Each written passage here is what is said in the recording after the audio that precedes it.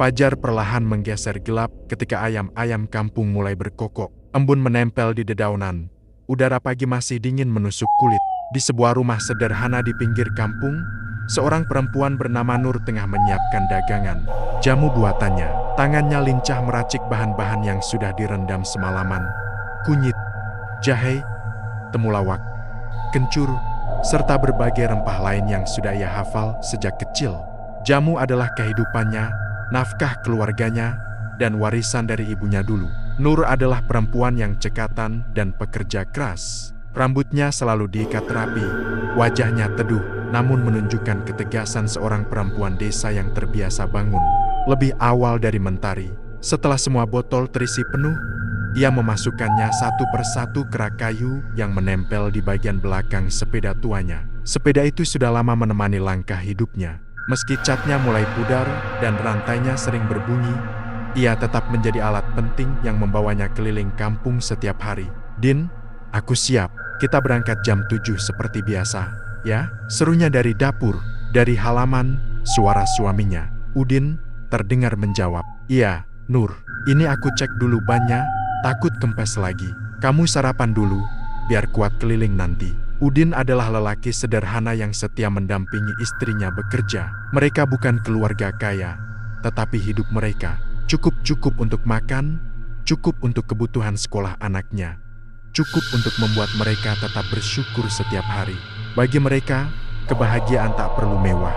Asal keluarga sehat dan bisa berkumpul, itu lebih dari cukup. Tepat pukul 7 pagi, mereka berdua mulai mendorong sepeda keluar dari halaman rumah. Matahari mulai naik, sinarnya lembut menerpa dedaunan. Kelapa yang melambai perlahan. Nur mengayuh sepeda sambil mengatur napas. Rak kayu di belakang sepedanya penuh oleh botol-botol jamu berbagai warna: kuning kunyit, coklat temulawak, hijau daun sirih. Suara botol beradu pelan mengikuti ayunan. "Pedal, jamu, jamu, jamu sehat, Bu." "Pak," teriak Nur dengan suara ramah yang sudah menjadi ciri khasnya. Ia berhenti di beberapa rumah, menjual jamu hangat kepada ibu-ibu yang sedang menyapu halaman. Beberapa bapak yang hendak berangkat ke sawah membeli jamu pegal linu darinya. Nur selalu tersenyum, mendoakan kesehatan pada setiap orang yang membeli darinya. Udin mengikuti di belakang, kadang membantu menurunkan botol atau menghitung uang kecil. Saat mereka memasuki jalan kecil di pinggir kampung, jalan tanah yang dipenuhi dedaunan kering dan batu kecil, Nur melihat sesuatu yang mencolok di tanah. "Din, bentar, ada plastik apa itu?" katanya sambil memperlambat kayuhan. Di tengah jalan, ada bungkusan plastik hitam kecil yang tampak rapi, seakan baru saja jatuh dari tas seseorang. Nur turun dari sepeda dan memungutnya. "Barangkali ada orang yang kehilangan. Bawa aja dulu, nanti kita tanya sama warga," kata Udin. Nur mengangguk. Ia tidak berniat macam-macam. Plastik itu hanya ia selipkan ke kantongnya, berniat membukanya setelah pulang. Sisa perjalanan berlangsung seperti biasa. Nur bebas bercanda dengan beberapa langganannya, menerima botol kosong, dan sesekali mendapat informasi tentang warga yang ingin berlangganan jamu. Hari itu terasa seperti hari-hari sebelumnya, tenang, sederhana, dan penuh harapan. Sore harinya, setelah mereka kembali ke rumah, Nur baru ingat tentang plastik yang ditemukan tadi pagi. Ia membukanya di dapur, dan seketika tangannya terhenti. Di dalamnya terdapat segepok uang Rp500.000, dilipat rapi seolah sengaja disimpan untuk seseorang. "Din, ini uang beneran. Ada 500.000, Din." Suaranya sedikit gemetar. Udin mendekat, memeriksa uang itu. "Mungkin ada yang jatuh. Besok kita tanya warga sekitar. Tapi, kalau tidak ada yang mengaku, kita balikin ke RT atau simpan buat jaga-jaga." Nur mengangguk. Namun hari demi hari mereka bertanya. Tak ada seorang pun yang merasa kehilangan uang tersebut. Bahkan Pak RT mengatakan bahwa tidak ada laporan warga yang kehilangan uang dalam jumlah itu. Karena merasa tak ada pemiliknya, Nur akhirnya menggunakan uang tersebut untuk membeli bahan-bahan jamu, jahe, gula aren, kunyit, botol baru, dan beberapa perlengkapan lain. Ia berpikir uang itu akan lebih bermanfaat jika dipakai untuk usaha. Lagi pula ia tidak mengambil yang bukan haknya. Ia sudah berusaha mencari pemiliknya. Namun siapa sangka, keputusan sederhana itu justru menjadi awal dari malam panjang yang tak pernah mereka bayangkan. Beberapa hari kemudian, tubuh Nur mendadak demam tinggi, Tubuhnya panas seperti terbakar, namun setelah dibawa ke rumah sakit, dokter mengatakan hasil pemeriksaan normal. Tidak ada infeksi, tidak ada gejala penyakit apapun. Secara medis, dia sehat, tidak ada masalah dengan organ tubuhnya. Tapi kalau panasnya setinggi ini, kami juga bingung penyebabnya, kata dokter. Nur terus meracau, memegangi kepalanya sambil menangis. Panas, panas, tolong, berat, ada yang narik aku, tolong. Udin dan anak mereka panik, karena tidak menemukan jawaban di rumah sakit. Mereka memutuskan membawa Nur pulang. Sesampainya di rumah, Nur semakin menjadi-jadi. Tubuhnya menggigil, namun ia berteriak seperti dikejar sesuatu. Atas saran tetangga, dipanggillah seorang kiai bernama Kiai Tubi, orang yang dikenal mampu menangani gangguan gaib. Begitu Kiai Tubi melihat Nur, wajahnya langsung berubah. Allahu Akbar, Nur ini bukan sakit biasa. Arwahnya sudah dipegang makhluk halus pesugihan. Udin terperanjat. Maksudnya bagaimana?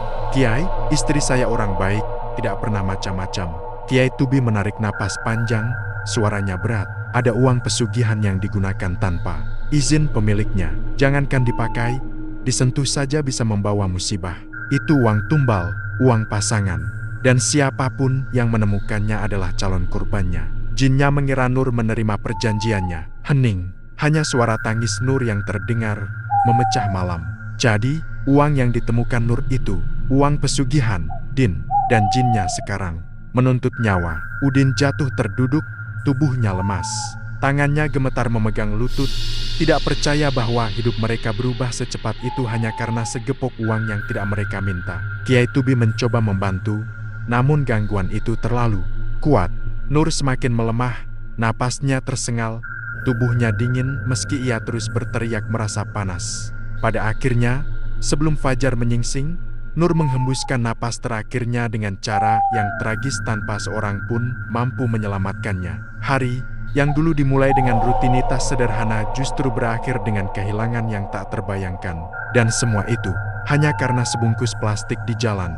Angin subuh yang biasanya membawa kesejukan kini terasa menusuk, seakan ikut merasakan kehilangan yang sedang menyelimuti rumah kecil milik keluarga Nur dan Udin. Di ruang tamu, tubuh Nur telah terbaring kaku, diselimuti kain putih bersih. Di sekelilingnya, beberapa tetangga duduk dengan wajah pilu, saling berbisik lirih. Ada yang menahan tangis, ada yang masih tidak percaya bahwa perempuan sebaik Nur pergi begitu cepat dan begitu tragis. Udin duduk tidak jauh dari jasad istrinya, matanya bengkak, wajahnya pucat, dan tangannya berulang kali menutup wajah, mencoba menahan isak. Ia menatap tubuh Nur dengan tatapan kosong, seolah berharap semua ini hanyalah mimpi buruk yang akan hilang ketika ia bangun. Tapi ini kenyataan pahit yang datang tanpa tanda, tanpa waktu untuk bersiap. Anak mereka, Sari, terus memeluk lutut sambil menangis pelan. "Ayah, ibu kenapa harus pergi?" Udin ingin menjawab, tapi suara seolah tersangkut di tenggorokan. Ia hanya bisa mengusap rambut anaknya, meski tangan sendiri bergetar hebat. Di salah satu sudut ruangan, Kiai Tubi duduk dengan wajah tenang namun penuh kekhawatiran. Ia menunggu hingga suasana sedikit mereda sebelum memanggil Udin untuk bicara. Lebih serius, "Din, kamu kuat?" tanya Kiai Tubi perlahan. Udin mengangguk, meski air mata masih terus jatuh. "Kiai, apa benar semua ini gara-gara uang itu? Masa hanya menemukan uang bisa bikin istri saya meninggal?" Nur tidak pernah berniat buruk. Dia hanya ingin mencari nafkah. Kiai Tubi menarik napas panjang. "Saya paham, Nur bukan orang jahat. Tapi perjanjian gaib tidak mengenal baik atau buruk. Din, yang salah bukan Nur tapi pemilik uang itu. Tapi, bagaimana uang itu bisa ada di jalan? Biasanya begini, dalam pesugihan jenis tertentu, pelaku harus melepaskan uang pasangan di suatu tempat. Uang itu bukan untuk dipakai sendiri. Tapi jika ada orang lain yang menyentuh atau mengambil, jinnya akan menganggap orang itu sebagai pengganti tumbal si pemilik asli." Nur tanpa sengaja menerima syarat itu. Udin mencengkeram rambutnya kuat-kuat. "Lalu, apa yang harus saya lakukan sekarang? Apakah jinnya masih mengejar?" Kiai Tubi menatapnya lama. "Saya tidak mau membuatmu semakin takut, tapi saya harus jujur. Kadang, jin yang menjemput tumbal tidak berhenti hanya pada satu orang. Ada kalanya ia masih meminta sesuatu lagi, entah itu benda atau nyawa, tergantung perjanjiannya." Udin tertegun, tubuhnya membeku. tapi saya akan bantu selagi mampu. Setelah pemakaman, kita akan cari tempat jatuhnya uang itu. Saya ingin memastikan apakah masih ada ikatan yang tersisa." Udin mengangguk, meski takut. Namun ia tidak punya pilihan lain. Nur sudah pergi, dan ia tidak ingin hal buruk menimpa anaknya atau dirinya. Pemakaman berlangsung menjelang siang. Matahari sudah mulai tinggi, tapi awan tebal menutupi sebagian cahayanya, membuat hari terasa lebih suram. Banyak warga datang, karena Nur dikenal sebagai perempuan baik dan ramah. Beberapa bahkan menangis keras saat penguburan dilakukan. Udin hanya bisa menatap tanah yang mulai menutup jasad istrinya, seolah bagian dari dirinya ikut dikubur bersama gundukan tanah itu. Setelah semua selesai, warga satu persatu pulang. Hanya Udin, anaknya, dan Kiai Tubi yang masih berdiri di dekat makam. "Din, mari kita cari tempat kamu menemukan plastik itu," kata Kiai Tubi. Udin mengangguk pelan. Mereka bergerak menuju jalan kecil di pinggir kampung, tempat Nur pertama kali memungut plastik hitam berisi uang 500.000 itu. Jalan itu sepi, hanya suara daun-daun kering yang bergesekan tertiup angin. Meski jalannya sempit, suasananya terasa berat, seolah menyimpan sesuatu yang tidak terlihat. "Di sini, Kiai." Nur menemukan uang itu tepat di sini. Kiai Tubi memejamkan mata, membaca doa pelan sambil menyusuri tanah dengan tongkat kayunya. Sesekali ia berhenti, seperti merasakan sesuatu. Udin hanya bisa berdiri menahan napas. Beberapa menit kemudian, wajah Kiai Tubi tampak berubah. "Din, tempat ini bukan tempat uang itu jatuh. Ini tempat uang sengaja diletakkan. Ada tanda-tanda ritual pesugihan. Lihat tanah itu, ada bekas tapak kecil seperti kuku panjang. Itu bukan jejak manusia." Udin mundur setapak, jantungnya berdegup semakin cepat. "Berarti ada seseorang dari kampung kita yang pakai pesugihan itu?" "Iya, dan dia sedang menyembunyikan diri." Keberadaan uang pasangan yang ditemukan Nur berarti pelaku sedang mendapatkan kebalikan dari pesugihannya. Itu sebabnya jinnya mengambil tumbal lain. Sekarang, jinnya bisa saja kembali mencari pemilik asli karena perjanjiannya terganggu. Udin menelan ludah. "Apakah masih ada bahaya buat saya dan Sari?" Kiai Tubi menatapnya dalam-dalam. "Selama perjanjian itu belum tuntas dan uang itu masih tersisa sedikit pun, ancaman masih ada." "Kamu masih simpan sisa uangnya?" Udin tersentak. "Ada. Sisa sekitar 100.000. Nur pakai sebagian buat beli bahan jamu. Tapi tidak semuanya. Masih disimpan di lemari. Kita harus musnahkan malam ini juga. Kalau tidak, ikatan itu tidak akan putus." Malam itu rumah terasa lebih dingin dari biasanya. Sari sudah tidur di kamar, meski masih sesekali menangis memanggil ibunya. Udin duduk bersama Kiai Tubi di ruang tengah dengan lampu temaram. Di depan mereka diletakkan amplop berisi sisa uang pesugihan itu. Kiai Tubi mulai membaca doa-doa. Suaranya berat, bergema. Di ruangan kecil itu, Udin hanya bisa menunduk, memeluk tangannya sendiri, menahan gemetar yang tak bisa ia kendalikan. Namun baru 5 menit berlalu, tiba-tiba lampu berkedip-kedip. Angin dingin berhembus dari arah jendela yang tertutup rapat. Dan tepat saat doa semakin keras, suara seperti desisan panjang terdengar dari pojok ruangan. Kiai, apa itu?" Suara Udin bergetar. Kiai Tubi tetap membaca doa, namun wajahnya tampak tegang.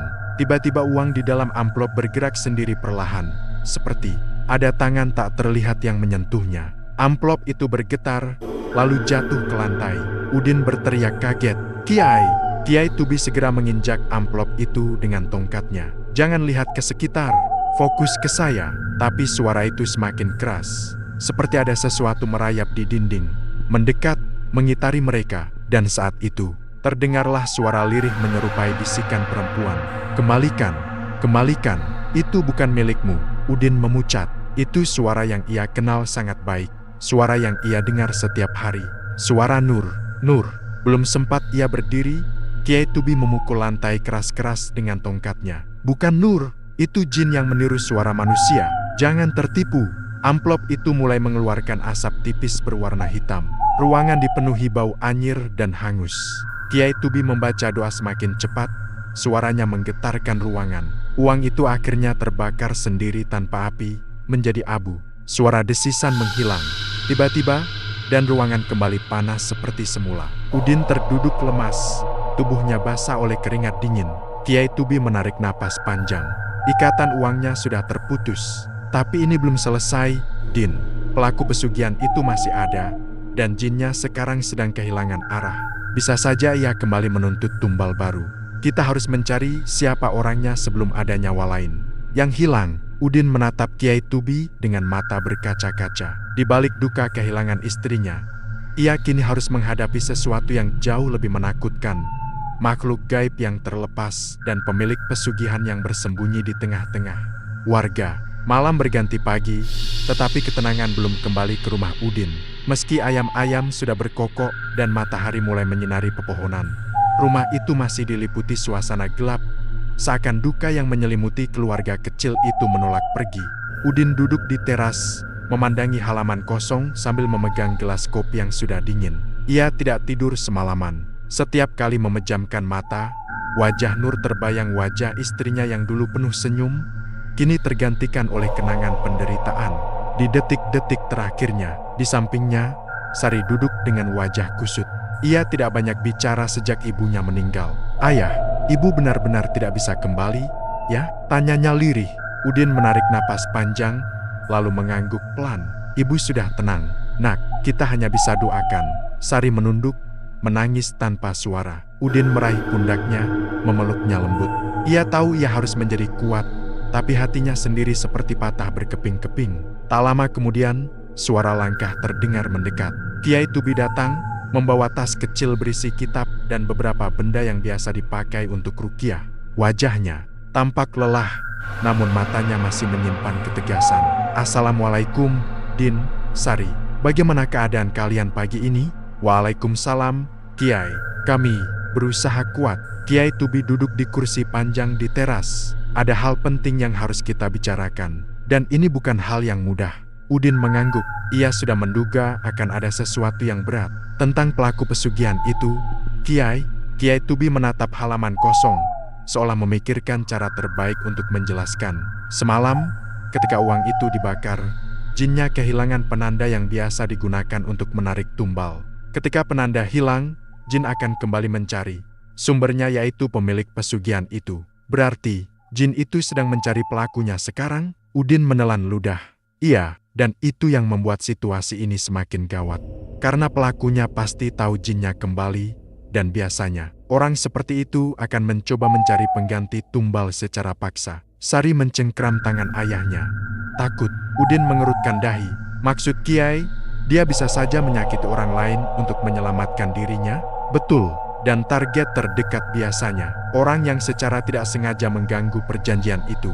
Dalam kasus ini, kamu dan Sari." Udin memucat, perasaannya langsung tidak enak. "Kiai, jadi kami bisa jadi incaran? Kalian sudah menjadi bagian dari masalah sejak Nur menyentuh uang itu.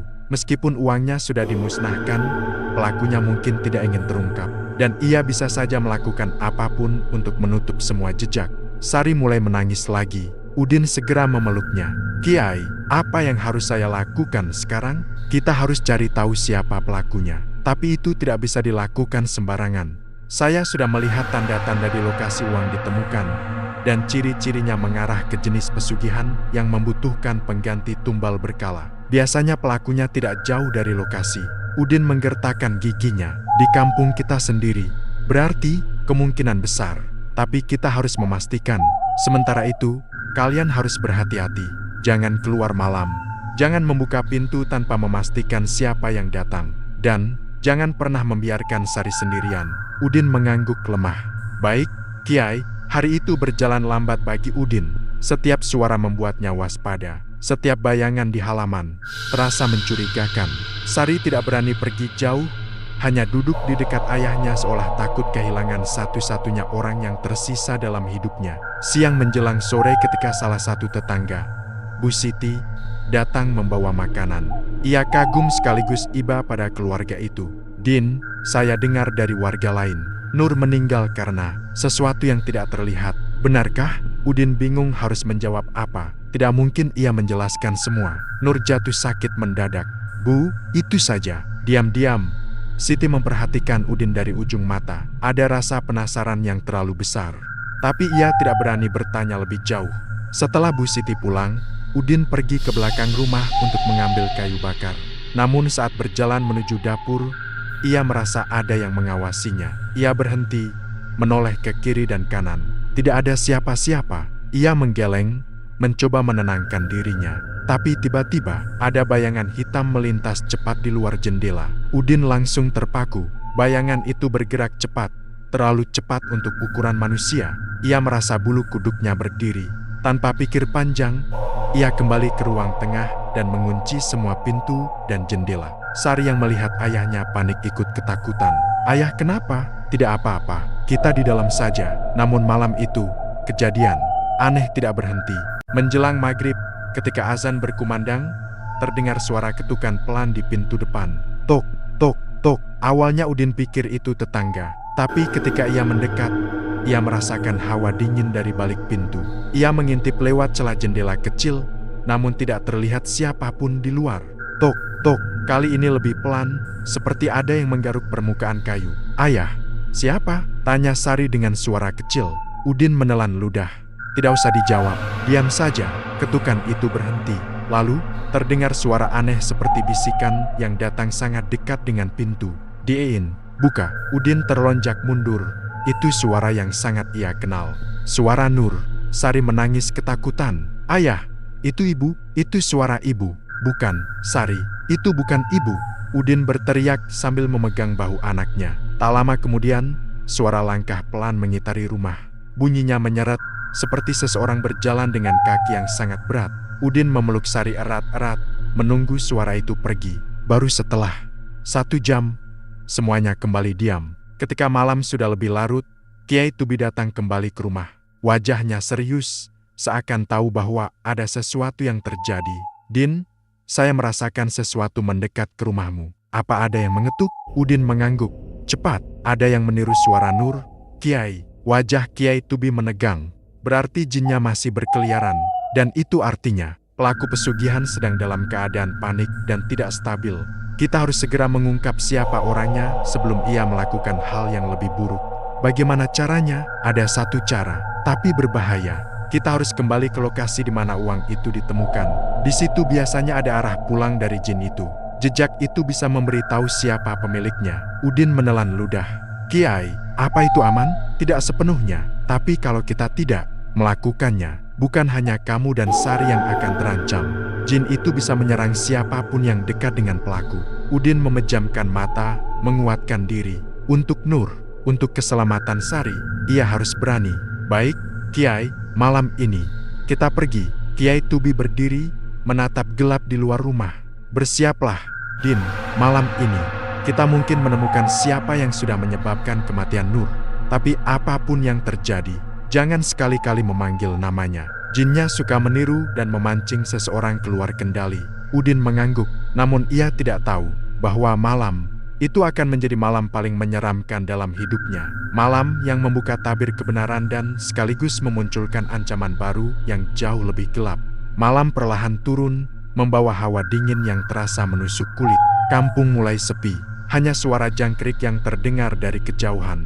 Di langit, bulan tampak setengah tertutup awan, menciptakan suasana muram yang seolah menandai bahwa malam itu bukan malam biasa. Di rumah Udin, lampu temara menyala, membuat bayangan-bayangan di dinding tampak bergoyang lembut. Udin berdiri di depan pintu sambil memegang senter kecil. Ia menatap jalanan yang gelap. Di sampingnya, Kiai Tubi mengencangkan tas berisi perlengkapan ruqyah yang biasa ia bawa. Sari sudah mereka titipkan ke rumah Bu Siti, agar tidak ikut dalam perjalanan malam yang berbahaya itu. "Din, kamu sudah siap?" tanya Kiai Tubi. Udin menelan air liur. "Insya Allah siap, Kiai. Kalau ini satu-satunya cara menemukan pelakunya dan mengakhiri semua ini, saya harus berani." Keduanya kemudian melangkah keluar rumah.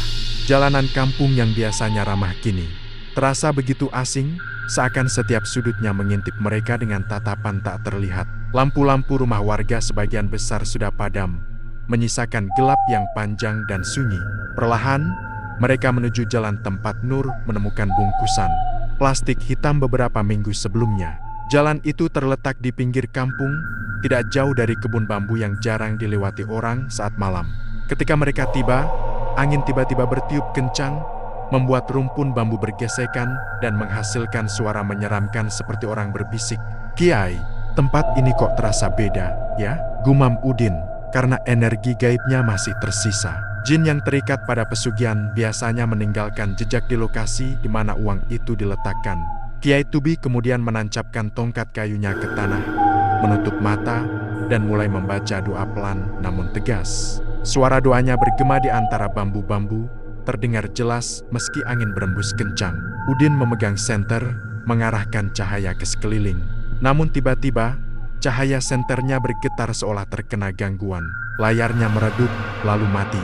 Kiai, senter saya mati, padahal baterai baru.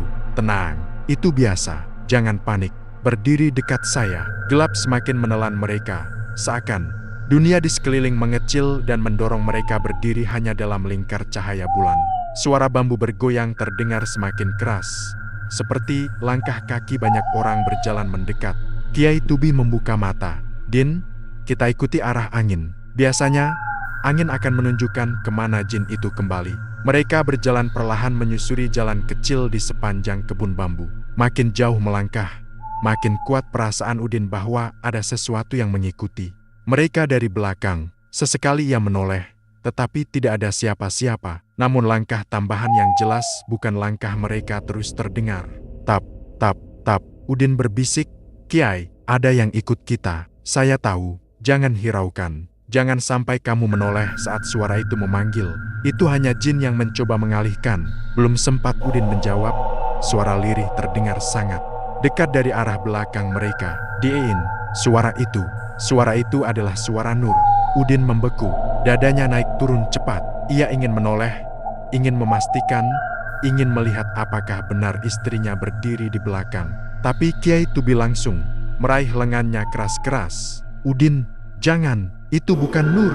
Sekali kamu menoleh, kamu akan dibawa ke alam mereka. Fokus ke depan. Udin memejamkan matanya kencang-kencang. Tubuhnya gemetar hebat. Suara itu terdengar lagi, kali ini seperti menangis.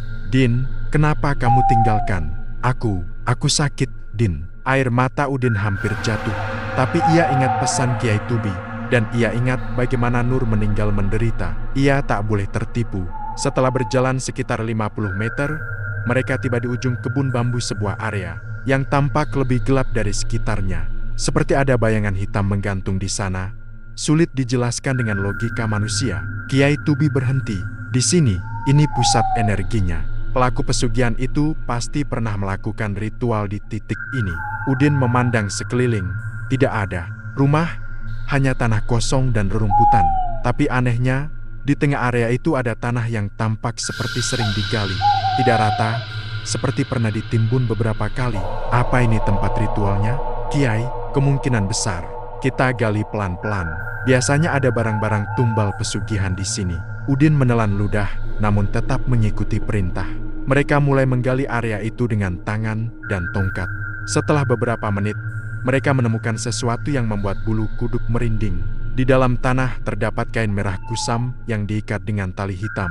Bentuknya seperti bungkusan kecil. Ketika dibuka perlahan, isinya sangat mengejutkan.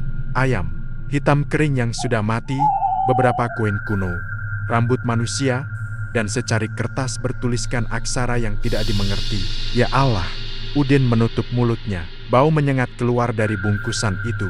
Kiai Tubi menggeleng. Ini bukti pesugihan. Orang yang melakukannya tidak main-main. Ini pesugihan jenis tumbal pasangan. Tumbalnya tidak hanya berupa nyawa, tapi juga hubungan. Keluarga. Udin merinding. Kiai, apa mungkin pelakunya? Orang dekat kita? Sangat mungkin. Pesugihan jenis ini biasanya dilakukan oleh orang yang pernah dikenal korban secara langsung. Sebelum Udin sempat bertanya lagi, tiba-tiba angin berhenti. Keheningan mencekam menyelimuti tempat itu. Lalu, dari balik rerimbunan bambu, terdengar langkah pelan. Tap, tap, tap. Langkah itu semakin jelas. Makin lama makin dekat. Udin memegang tongkat kayu, siap jika terjadi apa-apa. Kiai Tubi mempererat pegangannya pada tas kecilnya. Tiba-tiba muncul sosok dari balik gelap itu.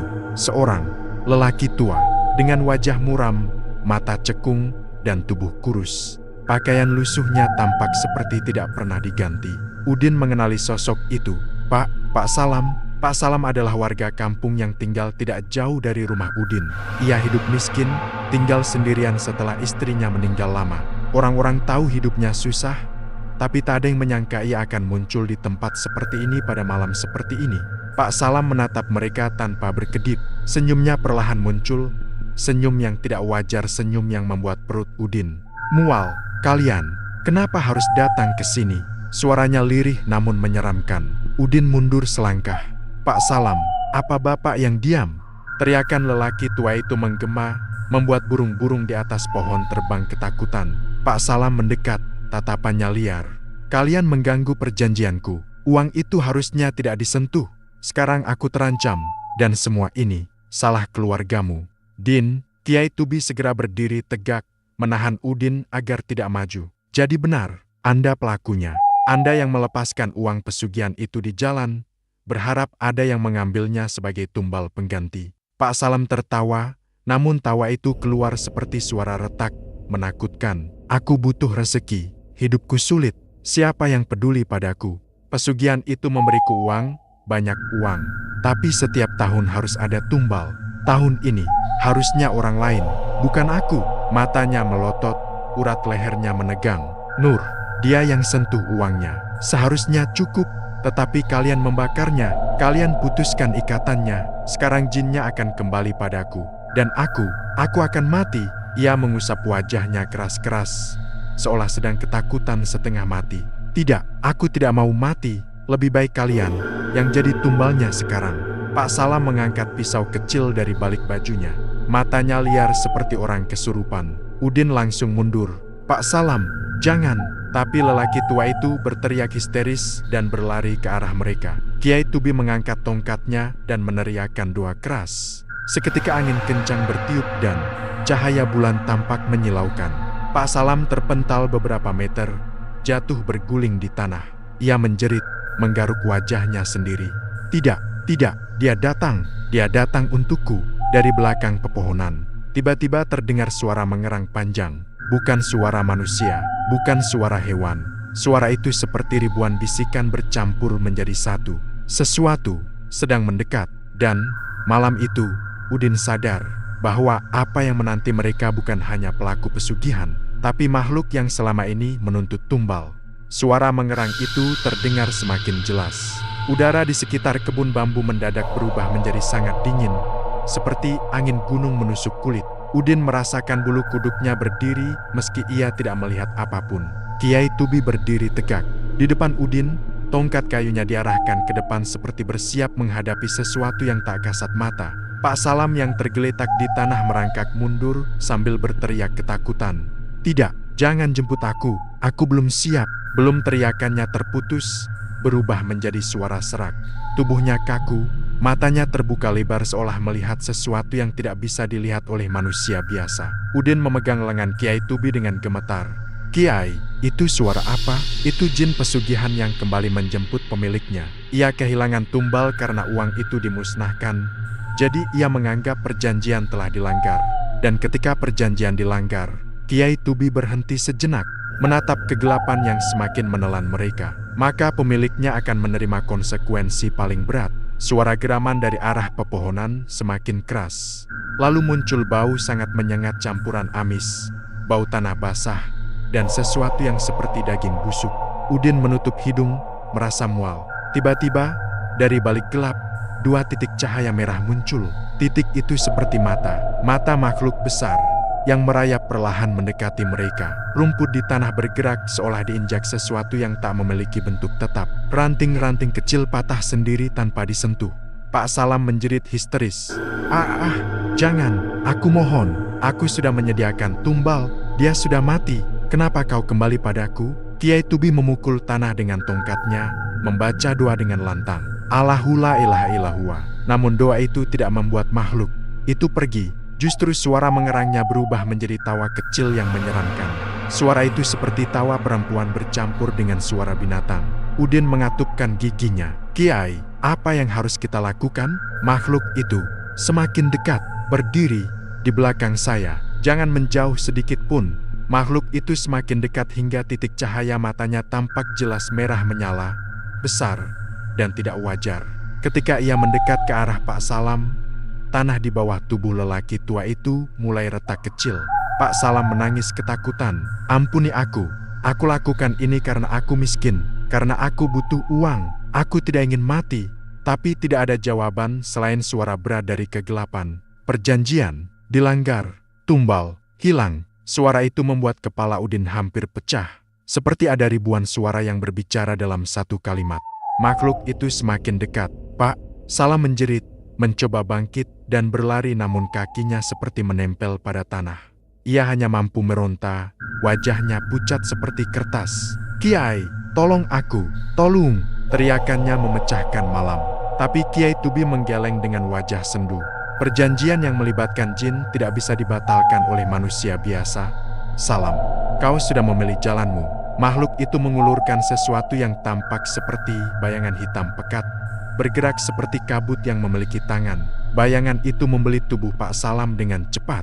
Lelaki tua itu menjerit sekali lagi, teriakan panjang yang memekakan telinga sebelum tubuhnya dicengkram kuat. Dalam sekejap, tubuh Pak Salam seperti ditarik ke dalam tanah. Tanah bergeser, rerumputan bergerak sendiri. Dalam hitungan detik, seluruh tubuh lelaki itu hilang lenyap, seolah ia tak pernah ada di tempat itu. Tidak ada darah, tidak ada bekas, hanya tanah yang kembali menutup perlahan. Makhluk itu mengeluarkan suara napas berat. Udin hampir pingsan melihatnya. Kakinya gemetar hebat, mulutnya tak mampu mengeluarkan suara. Kiai Tubi mengangkat tongkatnya tinggi-tinggi. Dengan nama Allah yang Maha Kuasa, aku perintahkan kau pergi dari sini. Tumbal telah kau ambil kembali, perjanjian telah selesai. Pergi, kembali ke alam asalmu. Makhluk itu memandang Kiai Tubi. Mata merahnya mengecil, lalu mengeluarkan suara. Geraman seperti sedang memperingatkan. Setelah beberapa detik yang sangat panjang, kabut hitam itu mulai mundur, perlahan-lahan menghilang di antara pepohonan. Suara langkah beratnya menghilang sedikit demi sedikit, hingga akhirnya lenyap sepenuhnya. Hening, tidak ada suara, tidak ada angin, bahkan suara jangkrik pun seakan lenyap. Udin jatuh terduduk, menggigil. Kiai, apa? Itu benar-benar sudah pergi? Kiai Tubi mengangguk, meski tampak kelelahan. Keringat dingin bercucuran di wajahnya. Untuk sementara, Din, untuk saat ini, jin itu sudah mengambil pemiliknya. Perjanjiannya selesai, ikatannya putus. Tapi, Udin menelan ludah. Kata tapi itu terasa menakutkan. Jejaknya masih ada, dan energi gelap seperti itu tidak mudah hilang. Kita harus memastikan tidak ada lagi sisa-sisa pesugihan di kampung ini. Kalau tidak, bisa muncul masalah lain. Udin menatap tanah tempat Pak Salam ditarik. Jadi, semua ini karena uang itu, karena Nur mengambilnya tanpa sengaja. Ya, tapi jangan salahkan Nur. Kesalahan ada pada Salam. Dialah yang sengaja meletakkannya di jalan. Dialah yang memilih jalan cepat untuk kaya tanpa memikirkan akibatnya. Udin menutup wajahnya dengan kedua tangan, menangis dalam diam. Nur, harusnya tidak pantas mendapat semua ini. Kiai Tubi menepuk pundaknya. Nur orang baik. Allah sudah memudahkannya di alam sana. Yang buruk sudah kembali pada pelakunya. Kamu harus kuat. Demi Sari, perjalanan pulang mereka terasa sangat panjang meski hanya ratusan meter dari kebun bambu. Ketika tiba di rumah, Udin merasa seluruh energinya hilang. Ia bersandar di pintu, menatap rumah yang kini terasa lebih sepi daripada sebelumnya. Din, besok kita kubur barang-barang pesugihan itu. Kita bakar sebagian, dan sebagian lagi kita kubur dengan doa khusus. Jangan sampai ada yang menemukannya lagi. Baik, Kiai, terima kasih, karena sudah menyelamatkan kami. Kiai Tubi tersenyum kecil. Yang menyelamatkan adalah Allah. Saya hanya perantara. Setelah Kiai Tubi pulang, Udin masuk ke rumah. Suasana gelap membuatnya makin tersayat oleh rasa kehilangan. Ia teringat Nur. Setiap sudut rumah ini menyimpan kenangan istrinya. Rasanya tidak adil bahwa ia yang harus kehilangan Nur hanya karena keserakahan orang lain. Ia duduk di ruang tengah, menatap lama botol-botol jamu yang tertata rapi di rak. Botol-botol itu seakan masih membawa suara Nur yang dulu selalu ceria. Maafkan, aku, Nur, bisiknya lirih. Malam itu, Udin tidak tidur. Ia hanya duduk diam sambil memandang kosong, menunggu pagi datang. Dan ia tidak tahu bahwa meski pelaku pesugihan sudah tiada, bayangan dari kejadian itu masih belum sepenuhnya hilang. Karena ternyata ada sesuatu yang tertinggal di kampung itu. Sesuatu yang perlahan mulai mempengaruhi beberapa warga. Dan kisah gelap itu belum benar-benar berakhir. Hari-hari setelah kejadian tragis di kebun bambu itu berjalan lambat bagi Udin. Desa yang biasanya ramai dengan suara anak-anak bermain dan ibu-ibu bercengkerama di halaman kini terasa berbeda. Ada keheningan yang menggelayut, semacam rasa takut yang tak diucapkan namun dirasakan semua orang.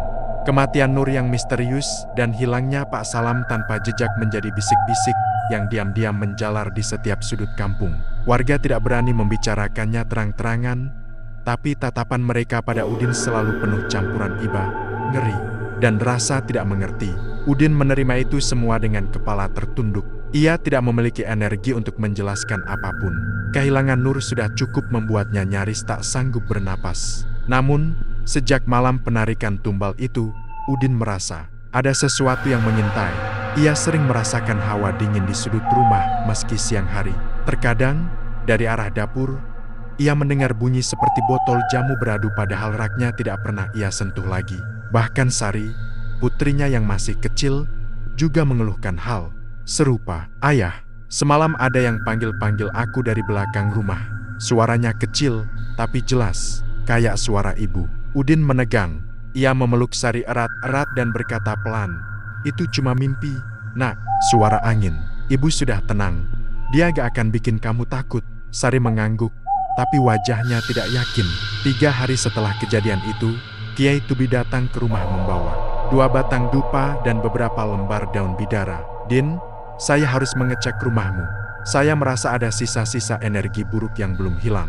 Udin mengangguk dan mempersilahkan Kiai masuk. Saat Kiai Tubi melangkah ke ruang tengah, ia menghela napas panjang. "Kamu masih simpan botol-botol jamu ini?" "Iya, Kiai. Saya belum sanggup membereskannya." "Nur yang susun semua ini." Kiai Tubi menepuk bahunya. "Saya mengerti. Tapi beberapa barang bisa menyerap energi negatif kalau berada di lokasi kejadian tragis. Kita tidak tahu apa saja yang terbawa saat itu." Kiai Tubi menapakkan telapak tangannya ke salah satu botol. Air di dalamnya bergetar pelan, seolah ada angin bertiup meski tidak ada jendela terbuka. "Benar dugaan saya, ada yang masih tersisa di sini." "Maksud Kiai, jin pesugihan itu masih ada?" Suara Udin bergetar. "Tidak, makhluk itu sudah kembali dengan tumbalnya. Tapi setiap ritual pesugihan pasti meninggalkan jejak. Jejak inilah yang kadang membentuk energi liar. Ia bukan jin pesugihan, tapi semacam residu yang bisa mengganggu." Udin menghela napas lega sekaligus takut. "Lalu apa yang harus kita lakukan?" "Kita bersihkan rumah ini. Tapi, saya juga ingin bicara tentang sesuatu yang lebih penting." Udin menatap Kiai Tubi dengan bingung. "Ada yang janggal sejak beberapa hari ini. Saya mendengar cerita dari beberapa warga bahwa ada suara di pinggir hutan, mirip suara perempuan menangis. Ada pula yang melihat bayangan mirip Nur lewat di dekat sumur." Jantung Udin berdegup keras. "Itu tidak mungkin, Kiai." "Nur, sudah, saya tahu. Tapi kadang, arwah orang baik yang meninggal tidak wajar masih meninggalkan bekas energi kuat. Itu bisa berupa suara, bayangan, bahkan mimpi." Udin duduk lemas. "Lalu apa itu berarti Nur belum tenang?"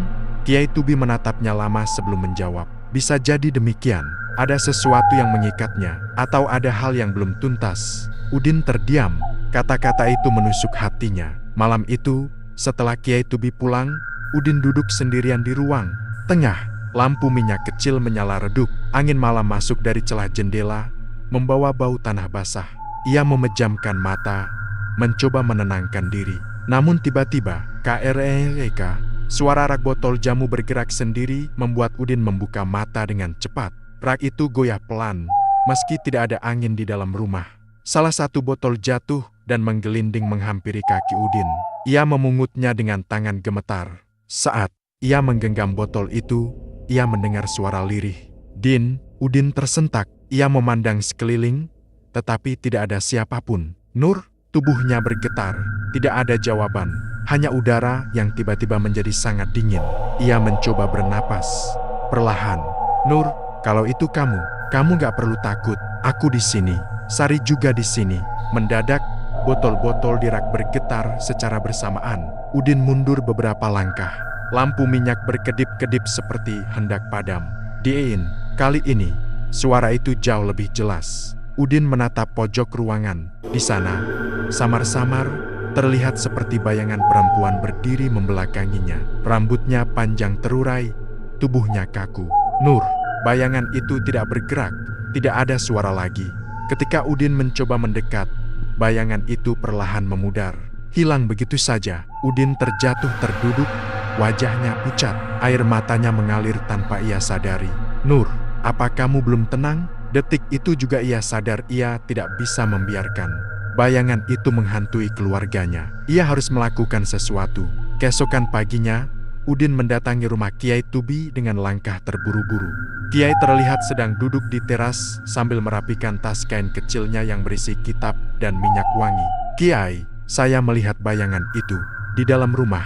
Saya dengar suaranya. Dia memanggil saya. Kiai Tubi menatap Udin dengan sorot serius. Kapan? Tadi malam. Botol jamu bergerak sendiri. Lampu hampir mati. Dan Nur muncul, atau sesuatu yang mirip Nur.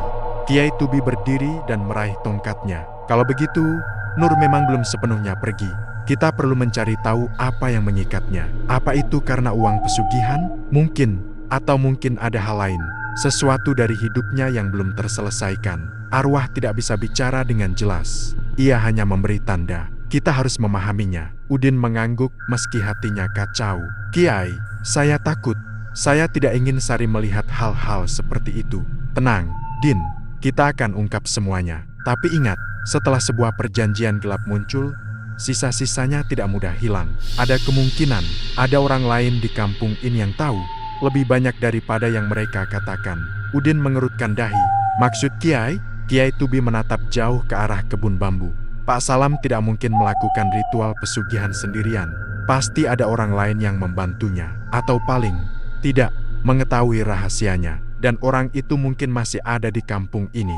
Udin terdiam. Pikiran itu tidak pernah terlintas padanya. Kalau benar ada yang tersisa. Dan jika ada orang lain yang terlibat, maka masalah ini belum selesai. Din, justru bisa jadi baru dimulai. Udin menelan ludah. Ia merasa bulu kuduknya berdiri lagi. Kisahnya ternyata belum berakhir. Dan ia tahu, babak baru yang lebih gelap sedang menunggu di depan. Pagi itu, kabut masih menggantung di antara pepohonan saat Udin dan Kiai Tubi berjalan menuju rumah Pak Larto, tetua kampung yang paling lama tinggal di desa itu. Kiai Tubi menduga bahwa jika ada orang yang mengetahui rahasia Pak Salam, kemungkinan besar orang itu adalah Pak Larto. Lelaki tua itu dikenal pendiam, namun ia sering menjadi tempat curhat warga yang punya masalah, baik ringan maupun berat. Udin berjalan di samping Kiai dengan langkah berat.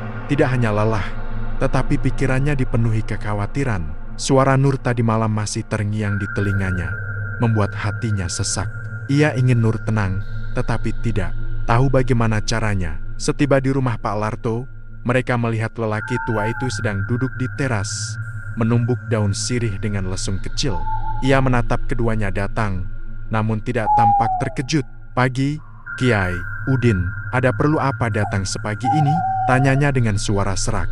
Kiai Tubi mengangguk sopan. Maaf mengganggu, Larto. Ada hal penting yang perlu kita bicarakan. Tentang Salam, dan tentang Nur.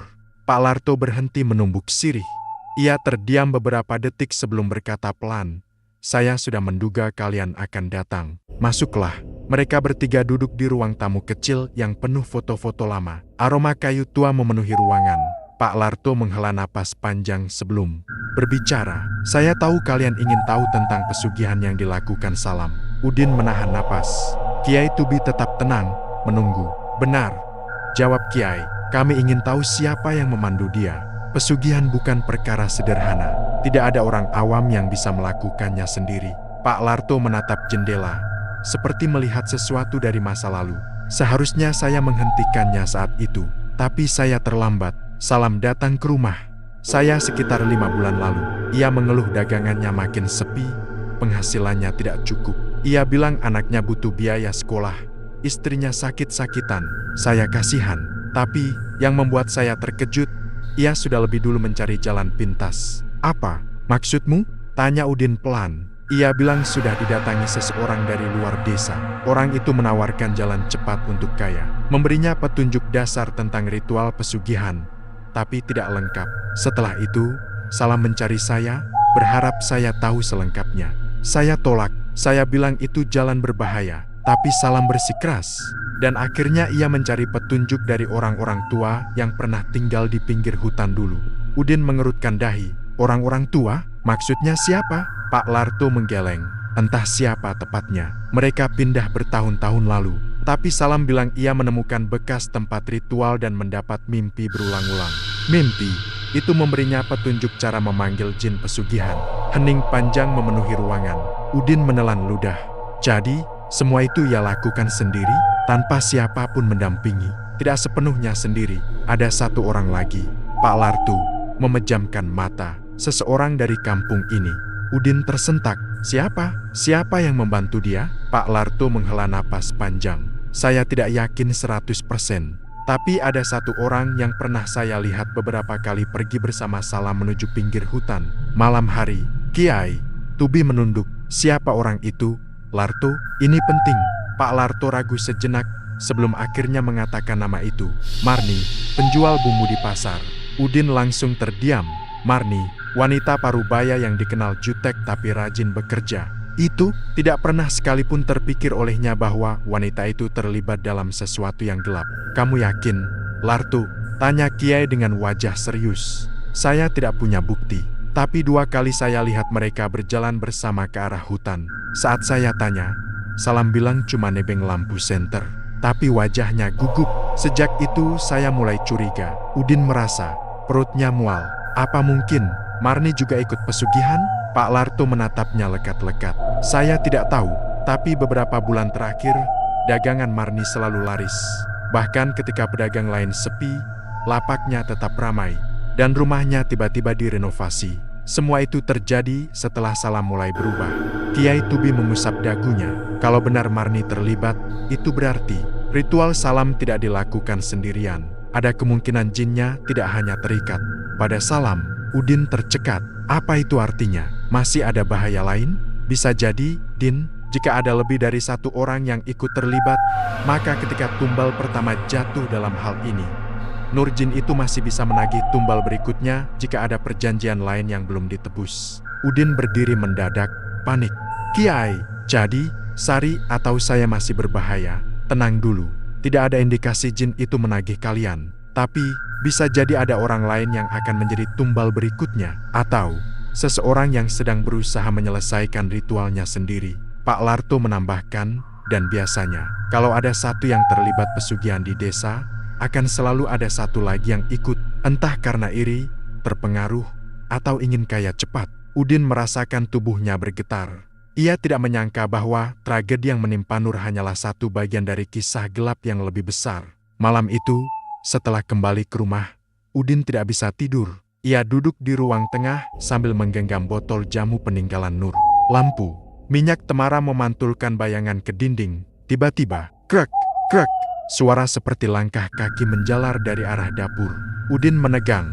Ia berdiri perlahan dan melihat ke arah sumber suara. Di sana, berdiri sosok perempuan berambut panjang. Tubuhnya samar seperti kabut. Wajahnya tidak jelas, tetapi siluet itu seperti Nur. Nur, apa kamu ingin mengatakan sesuatu? Udin mendekat, matanya berkaca-kaca. Sosok itu mengangkat tangannya perlahan, menunjuk ke arah jendela. Lalu ia berbicara dengan suara yang lirih tapi jelas. Hati-hati, ada yang belum selesai. Angin dingin menerpa wajah Udin. Lampu minyak bergetar. Sosok itu menghilang begitu saja, seperti ditiup angin. Udin jatuh terduduk. Nur, apa maksudmu? Apa yang belum selesai? Siapa yang harus aku waspadai? Tidak ada jawaban, hanya suara. Angin yang terdengar samar-samar. Dan dari luar rumah, Udin merasa seperti ada seseorang yang sedang mengawasinya. Dari kegelapan, kisah ini belum berakhir, justru semakin dalam. Dan Udin mulai sadar, ia bukan hanya mengejar kebenaran, ia sedang memasuki dunia yang tidak pernah ia fahami sebelumnya. Sejak malam ketika bayangan Nur muncul dan memperingatkan tentang sesuatu yang belum selesai, Udin tidak bisa memejamkan mata dengan tenang. Walau tubuhnya lelah, pikirannya terus dikepung ketakutan dan pertanyaan yang belum terjawab. Ia merasa seperti sedang berdiri di ambang sesuatu yang gelap, sesuatu yang ia tidak mengerti, tetapi perlahan-lahan mendekat tanpa bisa ia hindari. Pagi hari itu, Udin mengantar Sari ke rumah ibunya Kiai Tubi agar gadis kecil itu aman. Udin takut kejadian aneh yang menghantui rumah mereka bisa mengganggu anaknya. Kiai menyarankan Sari tidak tinggal di rumah untuk sementara, dan Udin menyetujuinya tanpa ragu. Rumah yang biasanya terasa hangat kini sangat sunyi ketika ia pulang sendirian. Bahkan suara ayam tetangga pun terdengar jauh. Ia duduk di depan rak jamu sambil memandangi botol-botol kosong itu, merasakan perasaan rindu yang sangat dalam kepada Nur.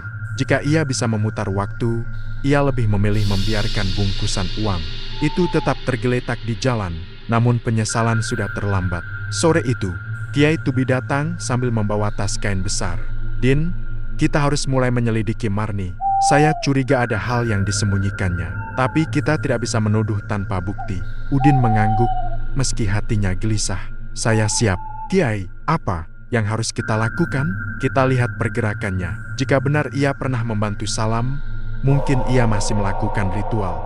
Orang yang sudah terjerat pesugihan biasanya akan terus melanjutkan karena jika berhenti, mereka takut menerima kematian yang sama tragisnya." Udin terdiam. Penjelasan itu masuk akal sekaligus menakutkan. "Tapi, Din," Kiai menatap Udin dengan serius, "jika dugaan saya benar, maka bahaya yang mengintai bukan hanya pada Marni. Bisa jadi masih ada 1 atau 2 orang lain yang ikut dalam lingkaran yang sama. Jadi mereka bisa menjadi tumbal berikutnya atau menjadi penyebab tumbal baru." Udin merasakan kakinya lemas. Malam itu, mereka berdua memutuskan melakukan pengamatan diam-diam di dekat rumah Marni. Rumah itu berada di dekat tepi desa, hanya beberapa puluh meter dari pinggir hutan. Posisi itu membuat suasana di sekitarnya terasa lebih sunyi dibandingkan rumah-rumah lain. Udin dan Kiai bersembunyi di balik pohon kelapa, memperhatikan rumah itu dari kejauhan. Cahaya lampu remang keluar dari jendela kecil. Tidak ada suara mencurigakan, hanya suara serangga malam. Namun sekitar pukul 9 malam, pintu rumah itu berderi terbuka. Keluarlah Marni, mengenakan selendang gelap dan membawa sebuah termos kecil. Ia menoleh ke kiri dan kanan sebelum berjalan cepat menuju arah hutan. Kiai Tubi mencondongkan tubuh. "Itu dia, kita ikuti dari jauh. Jangan sampai terlihat." Udin mengangguk. Marni berjalan menyusuri jalan setapak menuju hutan. Cahaya bulan menembus sela daun, membuat bayangannya memanjang di tanah. Langkahnya cepat, seolah ia terbiasa melakukan hal itu. Ketika mereka semakin dalam memasuki area hutan, suasana berubah menjadi sangat dingin. Angin yang berhembus seolah membawa suara-suara halus, seperti bisikan. Udin menggigil dan memegang lengan Kiai, tetapi Kiai memberi isyarat agar tetap tenang. Marni kemudian berhenti di sebuah tanah lapang kecil di dalam hutan tempat yang sama dengan lokasi Salam pernah melakukan ritual menurut cerita Pak Lartu. Ia meletakkan termos kecil dan membuka tutupnya. Udin bisa melihat dari jauh bahwa isi termos itu bukan air biasa. Warnanya merah gelap, seperti darah. "Kiai, itu apa?" bisik Udin. "Air sesaji. Orang pesugihan pakai itu untuk memanggil jin. Biasanya dicampur dengan ramuan yang sangat busuk." Udin merasa mual. Marni lalu duduk bersila dan mulai bergumam. Kalimat-kalimatnya tidak jelas, tetapi nadanya seperti memanggil sesuatu. Angin di sekitarnya bergerak tidak wajar, berputar pelan seolah ada yang mengitari dirinya. Tiba-tiba, cahaya kecil seperti bola api muncul di atas kepala Marni, bergerak melingkar. Udin terkejut hingga hampir bersuara, namun Kiai Tubi menutup mulutnya cepat-cepat. "Itu bukan api sungguhan, itu energi makhluk halus," bisik Kiai. Marni mengangkat kedua tangannya ke arah cahaya itu. Suaranya berubah lebih berat dan parau. "Aku sudah melakukan bagian aku. Aku sudah turuti semuanya. Jangan ganggu aku lagi. Jangan minta apa-apa lagi." Cahaya itu berdenyut seperti sedang marah. Angin bertiup lebih keras dan dedaunan berputar-putar seperti pusaran kecil. Marni menunduk lebih dalam. "Aku belum siap. Tumbal, jangan minta padaku. Jangan ambil nyawaku. Ambillah siapa saja asalkan bukan aku." Udin terpaku. Jadi benar, Marni bukan hanya mengetahui ritual Salam, ia sendiri terikat dalam perjanjian itu. Kiai Tubi berbisik, "Ini buruk. Sangat buruk." Tiba-tiba, suara berat terdengar dari kegelapan. "Tumbal, sudah ditagih." 1. Udin menegang. Itu suara yang pernah ia dengar saat jin menjemput Salam. Tumbal berikutnya harus dipenuhi. Cahaya merah itu bergerak liar, menukik ke dekat Marni. Marni berteriak histeris, "Tidak, aku belum siap. Jangan ambil aku. Jangan." Ia tersungkur ke tanah, menangis histeris. Udin ingin menolongnya, tetapi Kiai memegang bahunya erat-erat. "Din, jangan dekat-dekat. Itu bukan urusan manusia biasa." "Tapi Kiai, kalau jin itu menjemputnya, dia akan mati seperti Salam."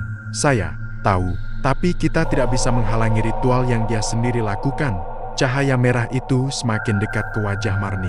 Wanita itu menjerit, tangannya berusaha menutup wajahnya. Tubuhnya bergetar hebat. Tiba-tiba, "Beraka!" Sebuah suara keras datang dari balik semak. Cahaya merah itu berhenti bergerak, seolah merasa terganggu. Marni menengok ke arah sumber suara. Ketakutan. Udin juga menoleh. Dan di sana, berdiri seorang laki-laki yang wajahnya pucat, matanya merah dan kosong. Udin mengenal laki-laki itu, Pak Saiman. Tetangga yang terkenal pendiam, tapi beberapa bulan terakhir hidupnya mendadak membaik. Laki-laki itu menatap Marni sambil tersenyum aneh. Senyuman yang bukan senyuman manusia biasa. "Kamu belum bayar, Marni. Tumbal itu bukan buat jin saja, tapi buat aku juga." Marni menjerit lagi. "Saiman, apa yang kau lakukan di sini?" Saiman tertawa kecil. Suaranya serak dan mengerikan. "Kita satu perjanjian. Kau lupa? Kau yang ajak aku. Kau yang ajari aku ritual itu. Dan sekarang, kau mau lepas tangan." Udin menutup mulutnya, terkejut bukan main. Marni bukan korban, Marni pelaku. Dan Saiman juga bagian dari pesugihan itu. Cahaya merah di atas mereka tampak semakin besar.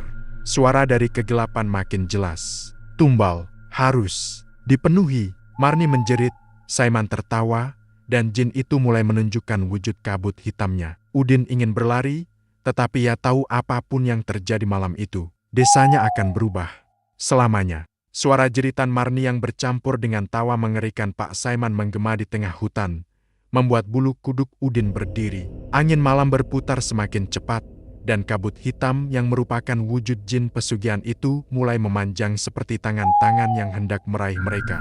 Aroma busuk menusuk hidung, seperti bangkai yang sudah lama membusuk. Kiai Tubi merapatkan genggamannya pada tas kain yang ia bawa. "Udin, apapun yang terjadi, jangan tinggalkan saya. Kita hanya punya satu kesempatan." Udin mengangguk meski ketakutannya sudah mencapai puncak. Tubuhnya bergetar, tapi ia tahu ini adalah malam terakhir. Ia harus menghadapi semua teror yang sejak kematian Salam terus menghantui desa. Di tengah tanah lapang itu, Marni terduduk, wajahnya berlumuran air, mata dan kotoran tanah. Ia memandang Saiman sambil tersengal. "Saiman, kau tidak boleh lakukan ini. Perjanjian itu membuat kita sama-sama terikat. Kalau tumbalnya gagal, kita berdua akan." Belum sempat ia melanjutkan, Saiman mendesis, "Maka kita pastikan tidak gagal. Kalau bukan kau, biarlah orang lain yang jadi tumbal. Jin tidak peduli, asal ada nyawa." Saiman menoleh pelan ke arah hutan tepat ke tempat Udin dan Kiai Tubi bersembunyi. Misalnya, orang yang sejak dulu suka ikut campur urusan yang bukan miliknya. Udin menelan ludah. Ia bisa merasakan tatapan itu seperti pisau dingin menembus kulitnya. Kabut hitam tiba-tiba menggelembung, membesar, dan berubah menjadi sosok samar tinggi seperti bayangan manusia raksasa. Hanya matanya yang terlihat jelas merah seperti bara. "Tumbal!" Suara itu menggetarkan tanah. Daun-daun di sekitarnya berterbangan seperti badai kecil. Kiai segera mengambil segenggam garam dan melemparnya ke tanah sambil membaca doa. Garam itu memancarkan cahaya kecil sebelum hilang.